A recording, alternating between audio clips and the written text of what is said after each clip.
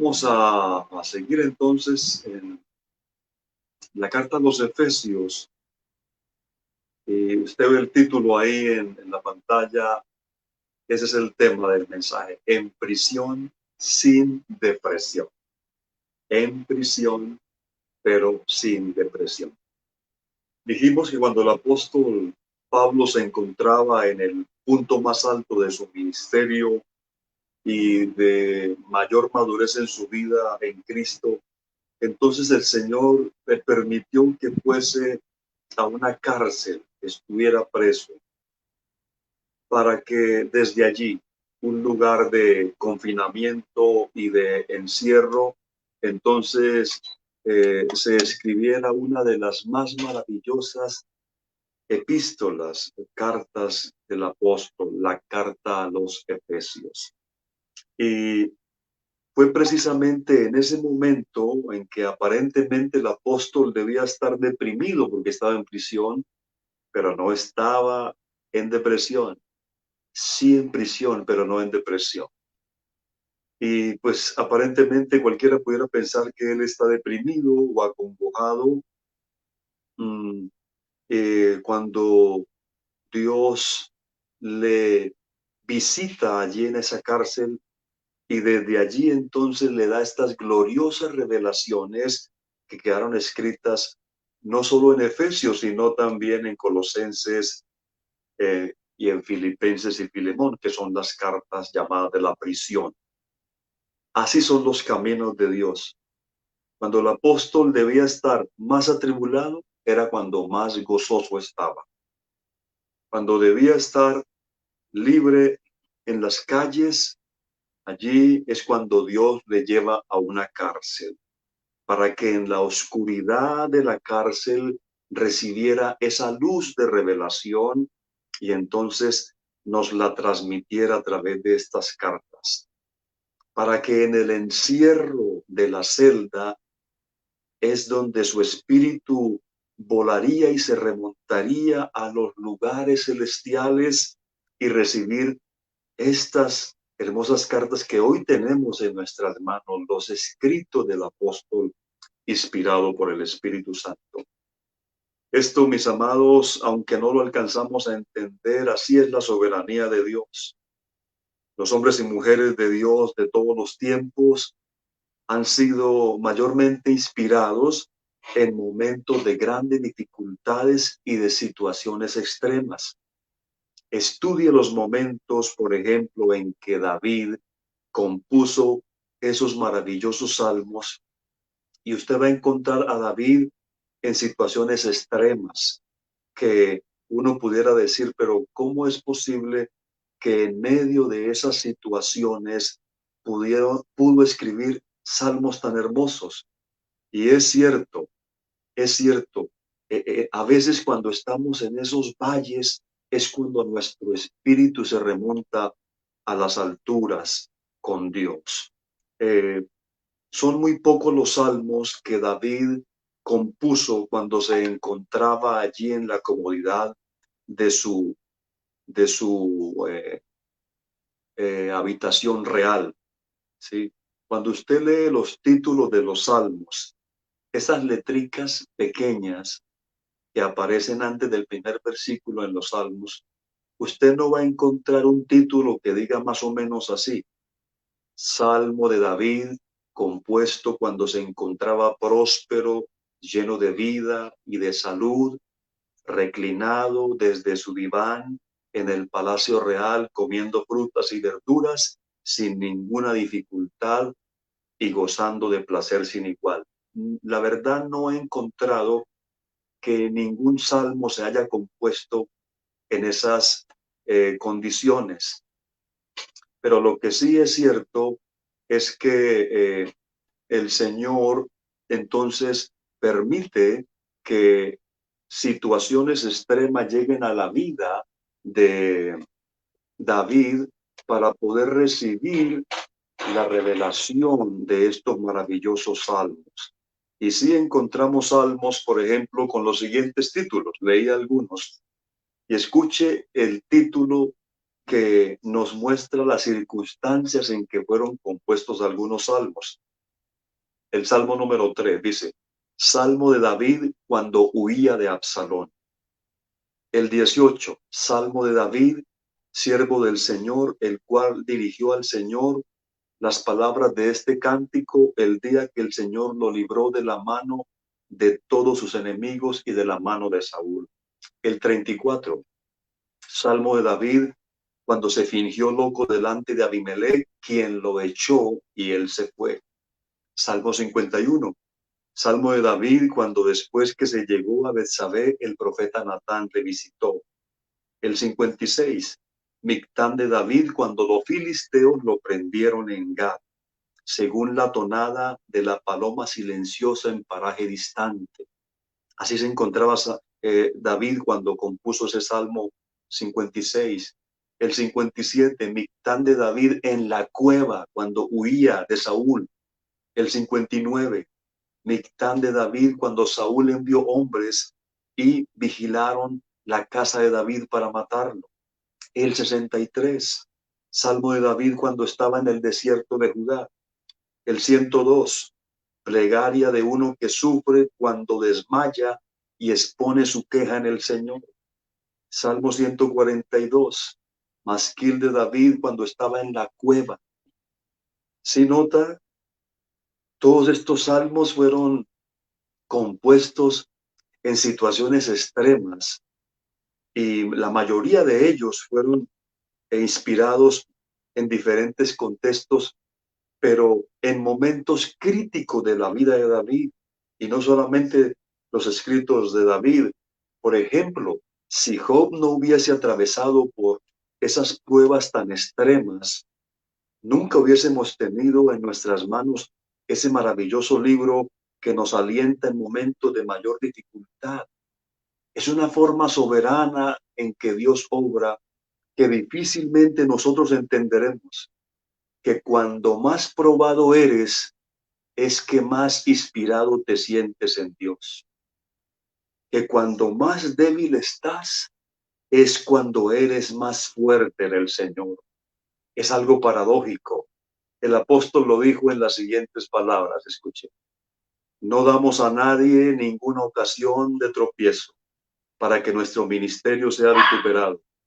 Antes bien, nos recomendamos en todo como ministros de Dios, en mucha paciencia, en tribulaciones, en necesidades, en angustias, en azotes, en cárceles, en tumultos, en trabajos, en desvelos, en ayunos, en pureza, en ciencia, en longanimidad, en bondad, en el Espíritu Santo, en amor sincero, en palabra de verdad, en poder de Dios, con arma de justicia a diestra y a siniestra, por honra y por deshonra, por mala fama y por buena fama, como engañadores, pero veraces. Dice aquí, como engañadores, pero veraces, como desconocidos, pero bien conocidos, como moribundos, mas he aquí vivimos, como castigados, mas no muertos, como entristecidos, mas siempre gozosos, como pobres, mas enriqueciendo a muchos, como no teniendo nada, mas poseyéndolo todo. Gloria a Dios. Eso es lo que yo le llamo la divina paradoja, que difícilmente vamos a entender. Dios nos permite atravesar un valle, cualquiera que sea. ¿Y qué hacemos cuando atravesamos un valle? ¿Qué es lo primero que hacemos? Inmediatamente nos preocupamos, lloramos, nos quejamos, corremos como loquitos. ¿Y ahora qué voy a hacer? Y vea por qué me sucede esto a mí. Y esta situación tan lamentable. Y una serie de situaciones que no debieran ser, porque parece que se nos olvida que estamos en las manos del Dios eterno. Parece que se nos olvida que estamos en las manos del Dios que todo lo sabe, del Dios que todo lo puede. Nosotros evitamos pasar por esos valles y no queremos pasar por esos valles de lágrimas, pero es precisamente cuando atravesamos esos valles que experimentamos las más gloriosas bendiciones de parte de Dios. Eso es una verdad que tenemos que aprender. Existe un pequeño verso por allá oculto en el profeta Oseas que encierra esta gran verdad. Dice Oseas 2:14. Pero he aquí que yo la atraeré y la llevaré al desierto y hablaré a su corazón. Qué frase tan poderosa. Dice el Señor, la llevaré al desierto y allí en el desierto le hablaré al corazón. En el desierto trataré contigo. En el desierto te enseñaré cosas. En el desierto te enseñaré que dependes de mí. En el desierto te enseñaré que soy tu sanador. En el desierto te enseñaré que soy tu proveedor. En el desierto te enseñaré que soy tu protector. Gloria a Dios. Nosotros no queremos estar en el desierto. Queremos estar siempre en la verde pradera, en aguas frescas, pero Dios a veces tiene que llevarnos a ese desierto, no para maltratarnos ni para herirnos, sino para fortalecernos en Él y para aprender a depender más de Él. ¿Por qué será que es cuando atravesamos esos desiertos que somos más sensibles a la voz de Dios, a su presencia, a sus cuidados? Dígame si no, que usted ora más cuando tiene más necesidad. Dígame si no, que usted se quebranta más cuando más dificultades tiene. Dígame si no es cierto, que usted es más sensible cuando está atravesando un dolor muy grande. Así es. Claro, no estoy diciendo que vamos a orar para que vengan sufrimientos, no.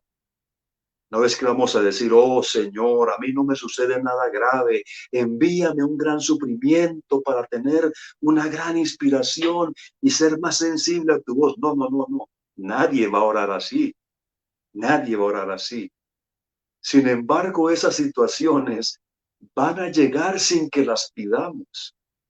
No sabemos por qué Dios permite algunas cosas, pero lo que quiero enfatizar es que aún en medio de los más grandes desiertos que tengamos que atravesar, el Señor es nuestro consuelo, nuestra fortaleza y podremos ser más fuertes en el Señor, como también lo dijo el apóstol Pablo, que el Señor le respondió y le dijo, bástate mi gracia, porque mi poder se perfecciona en la debilidad.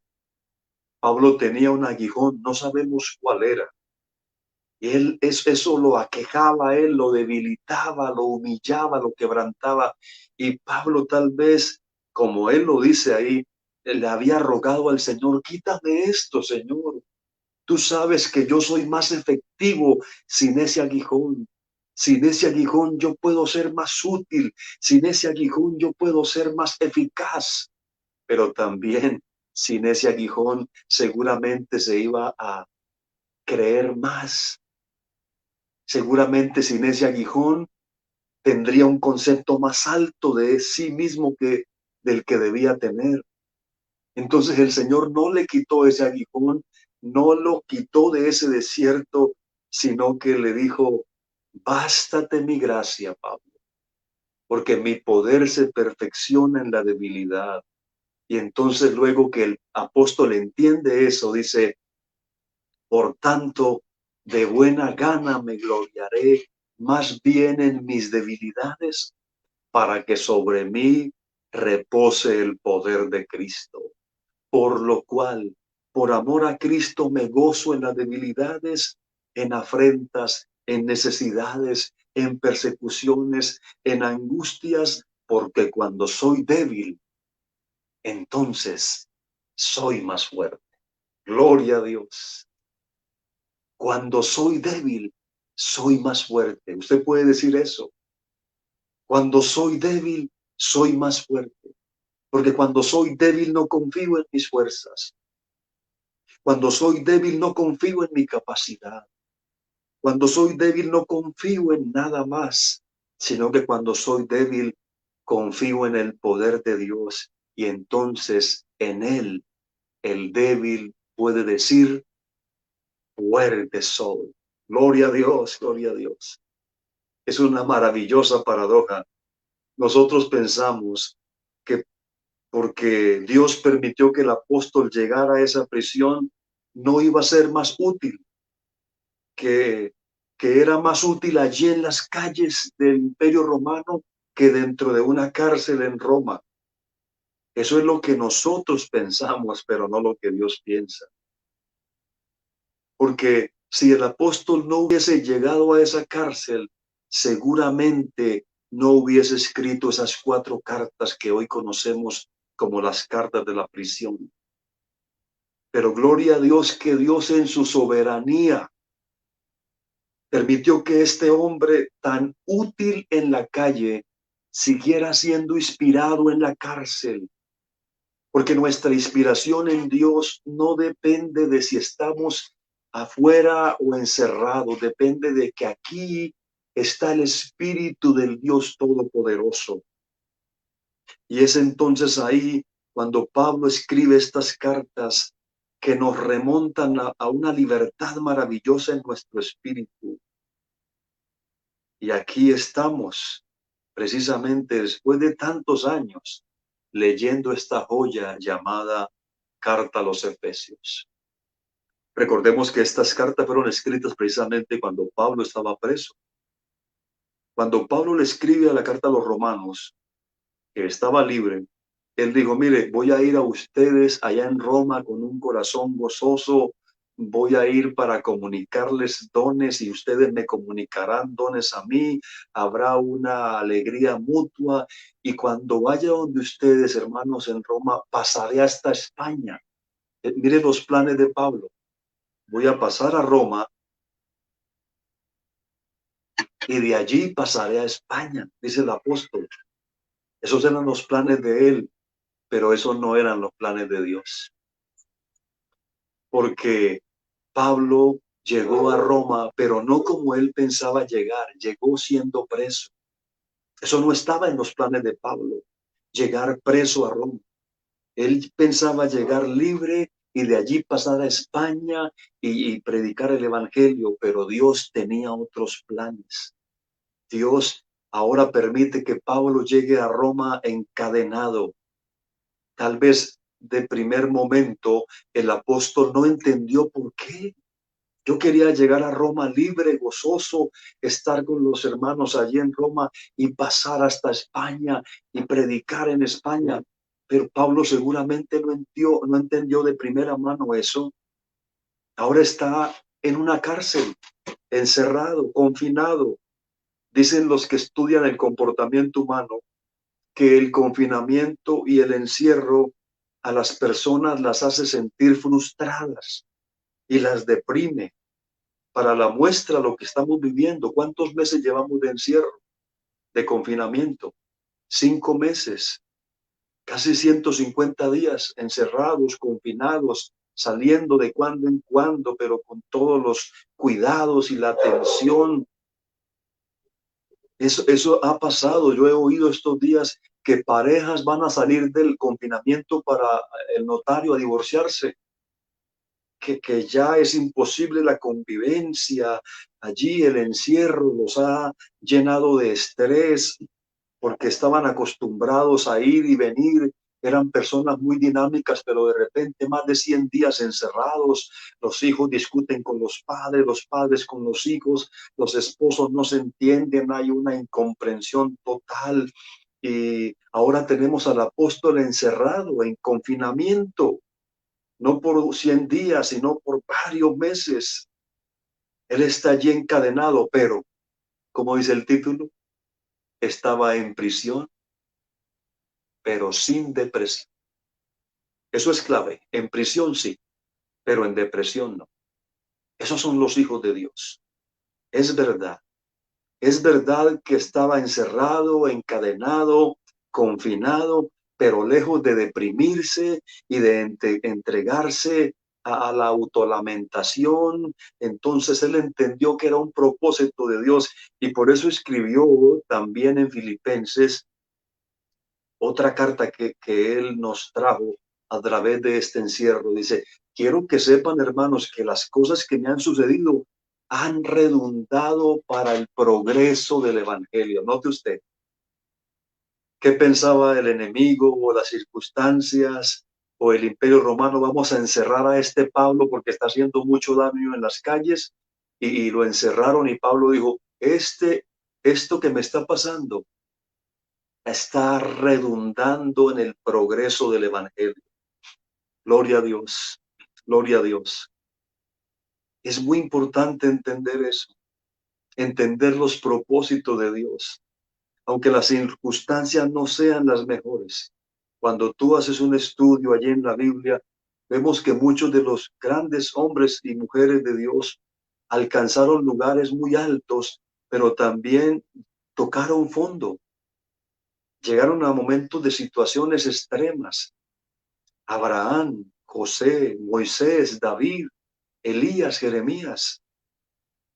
Y es cuando estamos en esa situación que aparece esa terrible emoción llamada depresión, que es como un monstruo que viene a abrazarte y a apoderarte de ti, de tus pensamientos. Conozco el caso de un hermano, un creyente, que cuando se estaba deprimido se encerraba 5 días en su habitación, se acostaba, no salía para nada. Escasamente iba al baño y se acostaba, no se bañaba los dientes, no se bañaba su cuerpo, no se cambiaba de ropa. Su pobre esposa y sus hijas tenían que soportar la depresión de este hombre, un creyente. Pero por favor, puedes estar en la más terrible prisión, pero no en depresión.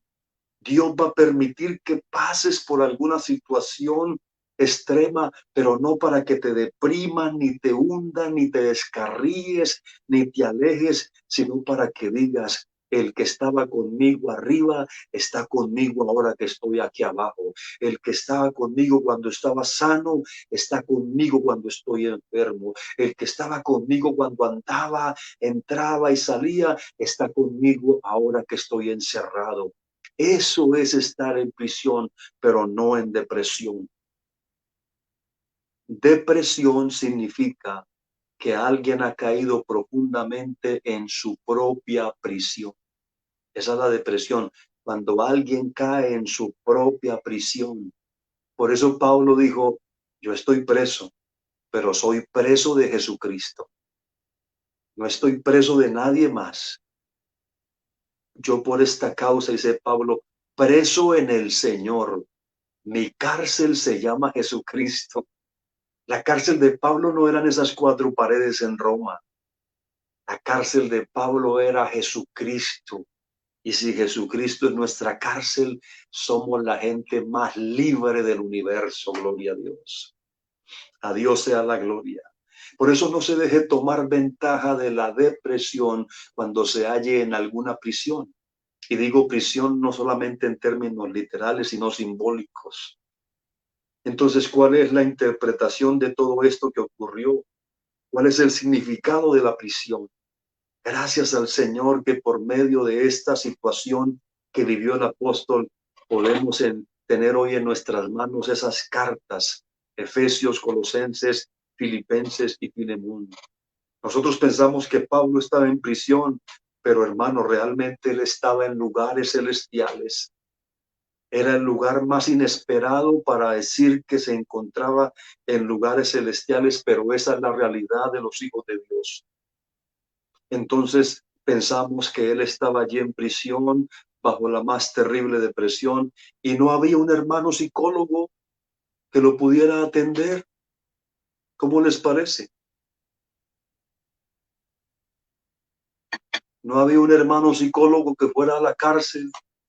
Entonces yo me estaba imaginando la escena. ¿No me dejan decirle lo que me imaginé y que escribí aquí? Pablo no contaba con esas ayudas modernas que contamos los cristianos de hoy. Entonces yo me imaginé que en la iglesia allí en Roma se reunieron los líderes del distrito de Roma y le dijeron a un hermano psicólogo, vaya a la prisión y visite al hermano Pablo y hágale unas terapias porque está ya en depresión. Entonces llega el hermano psicólogo allá a la cárcel. Hermano Pablo, a mí me comisionaron los líderes de la iglesia para que lo visitara. Pues ellos se enteraron que usted está aquí preso y pues yo vengo aquí donde usted, hermano Pablo, para que haga una catarsis de todo lo que le está pasando. Siéntese, hermano Pablo, y cuénteme qué experiencias usted tuvo cuando era un niño. Ay, mi amor. El apóstol Pablo fue un hombre que nació de nuevo. El que nace de nuevo no necesita terapias, con todo respeto. De modo que si alguno está en Cristo, nueva criatura es. Las cosas viejas pasaron, todas. Las cosas viejas, los traumas de la niñez, los traumas de la adolescencia, los traumas, los problemas, las heridas, los recuerdos, todo pasó cuando naciste por el Espíritu de Dios, cuando Él vino y te hizo renacer por su palabra.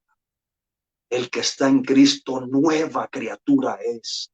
Las cosas viejas pasaron, entiéndalo, mi hermano creyente. Las cosas viejas pasaron, he aquí todas son hechas nuevas. Gloria a Dios por las ayudas, gloria a Dios porque ahora hay hermanos y hermanas, psicólogos y psicólogas. Tengo muchos amigos, buenos amigos de verdad, seguro. Pero tenemos la mejor terapia, la oración, el poder del Espíritu Santo, la palabra viva y eficaz. Pablo no tenía que buscar esta clase de cosas porque él había nacido de nuevo. Él había sido sepultado con Cristo, muerto con Cristo, sepultado en las aguas del bautismo y resucitado con Él. Y ahora ya no vivía Él, sino que Cristo vivía en Él. ¿Para qué más, mis amados? Él tenía el poder de Dios. Es cierto que era débil. Es cierto que era tan humano como nosotros. Es cierto que en algún momento sintió cuando todos lo abandonaron, dice a Timoteo en una de las últimas cartas que él escribió, todos me abandonaron, pero no estaba deprimido, porque dice, todos me abandonaron, pero el Señor estuvo a mi lado y me dio fuerzas. Gloria a Dios. Que todos te abandonaron, que todos te dejaron, que nadie se acuerda de ti, que nadie te llama, que nadie te coloca el videíto con la musiquita de ánimo, no importa. Cuando todos te dejen, hay uno que nunca te abandonará ni te dejará, porque él dijo, yo estaré contigo, yo soy tu salida, yo soy tu puerta abierta, yo soy tu agua en el desierto, yo soy tu pan cuando sufras hambre, yo soy tu deleite, yo soy tu canción cuando estés triste, yo soy tu rey, Señor, yo estoy contigo. Aleluya. Gloria a Dios, gloria a Dios. Claro que Pablo pasó por momentos duros. Claro que pasó por momentos, él los menciona ahí donde leímos y en otros pasajes. Persecuciones, hambres, pestes, desvelos, carencias, muchas cosas. Pero lejos de él entrar en depresión, lejos de él pensar que ya Dios lo había abandonado, en vez de pensar todas esas cosas, yo no sé si en algún momento Pablo dijo, yo aquí encerrado con tanto que hacer, Señor, yo aquí encerrado y tantas almas perdiéndose. Dios mío, ayúdame a entender tu propósito. Y tal vez un día orando, Pablo entendió Y de repente en la cárcel, en la prisión, viene la inspiración del Espíritu Santo. Y desde lo profundo de su ser se remonta a las alturas en el Espíritu y comenzó a escribir. Allí en la cárcel sintió el influjo del Espíritu de Dios. Allí en prisión y dijo: Pablo, apóstol de Jesucristo por la voluntad de Dios, a los santos y fieles en Cristo Jesús que están en Éfeso, gracia y paz a vosotros de Dios vuestro Padre y del Señor Jesucristo. Bendito sea el Dios y Padre de nuestro Señor Jesucristo, que nos bendijo con toda bendición espiritual en los lugares celestiales en Cristo, según nos escogió en Él desde antes de la fundación del mundo, para que fuésemos santos y sin mancha delante de Él, en amor, habiéndonos predestinado para ser adoptados hijos suyos por medio de Jesucristo, según el puro afecto de su voluntad, para alabanza de la gloria de su gracia, con la cual nos hizo aceptos en el amado, en quien tenemos redención por su sangre, el perdón de pecados, según las riquezas de su gracia, que hizo sobreabundar para con nosotros en toda sabiduría e inteligencia, dándonos a conocer el misterio de su voluntad, según su beneplácito, el cual se había propuesto en sí mismo,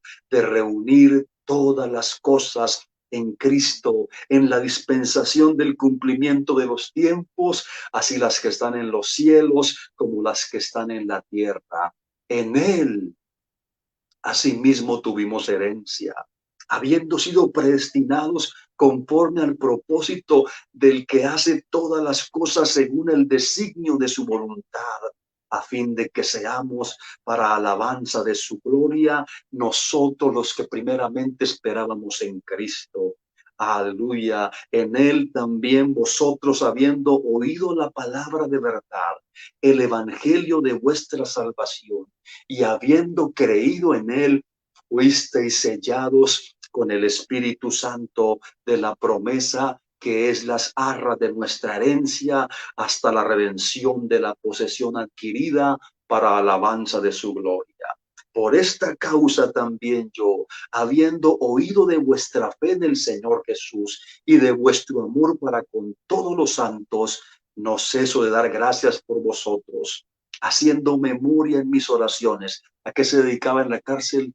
A orar, a adorar, a alabar. ¿Para qué oraba Pablo? El preso oraba por los que estaban afuera, para que el Dios de nuestro Señor Jesucristo os dé espíritu de sabiduría y de revelación en el conocimiento de Él, alumbrando los ojos de vuestro entendimiento, para que sepáis cuál es la esperanza a la que Él os ha llamado y cuál es la riqueza de la gloria de su herencia en los santos, y cuál la supereminente grandeza de su poder para con nosotros los que creemos, según la operación del poder de su fuerza, la cual operó en Cristo, resucitándole de los muertos, sentándole a su diestra en lugares celestiales, sobre todo principado y autoridad y poder y señorío, y sobre todo nombre que se nombra no solo en este siglo, sino también en el venidero, y sometió bajo sus pies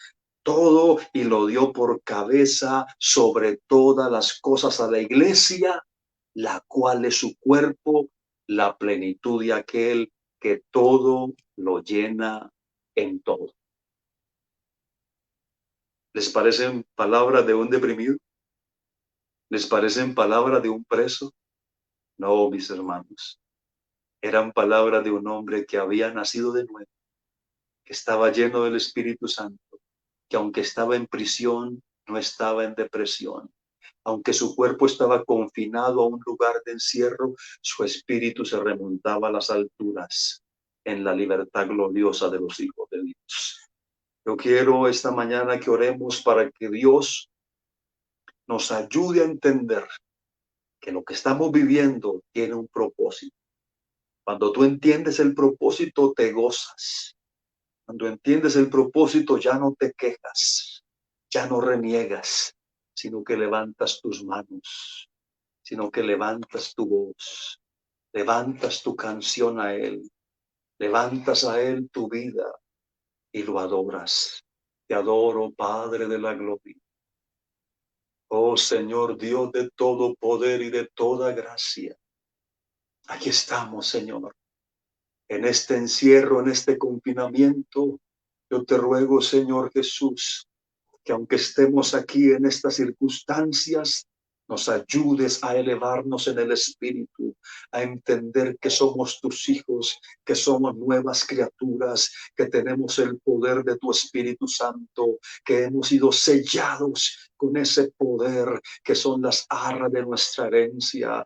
Te ruego, Señor, no solo por mí, sino por todos los que ahora oyen y ven este mensaje, para que alumbre los ojos de nuestro entendimiento y nos hagas, oh Dios, entender cuáles son las riquezas de la herencia que tenemos, cuál es la esperanza a la que nos has llamado, para que sepamos cuál es la supereminente grandeza de tu poder para con nosotros, los que creemos. Oh Dios, ayúdanos a entender que aunque lleguemos a valles, hasta sombras, que aunque estemos en desiertos, aún allí me guiará tu mano y me asirá tu diestra, que tú eres luz en las tinieblas. Oh Señor, te ruego por alguien que haya dejado, oh Dios, tomar ventaja de la depresión y se haya hundido en la tristeza y ya no tenga consuelo ni fortaleza.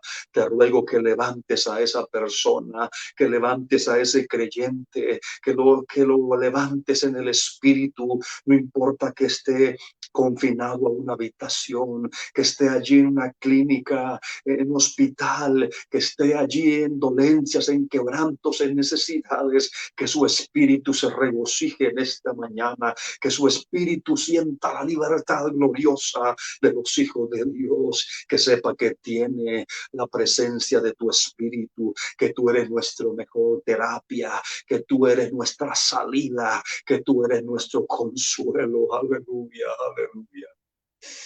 Oh, te alabo, mi Señor, te doy gracias. Aleluya, aleluya, aleluya. Te doy gracias, mi Jesús. Oh, gracias. Gracias, mi Señor, por hacer de mí una nueva criatura. Gracias porque las cosas viejas pasaron, Señor. Creo esta verdad, creo que es una verdad para todos tus hijos. Creo que hay vida, creo que hay gozo, creo que hay paz, creo que hay sanidad en el espíritu, en el alma y en el cuerpo en esta mañana. Echo fuera toda depresión, echo fuera toda ansiedad.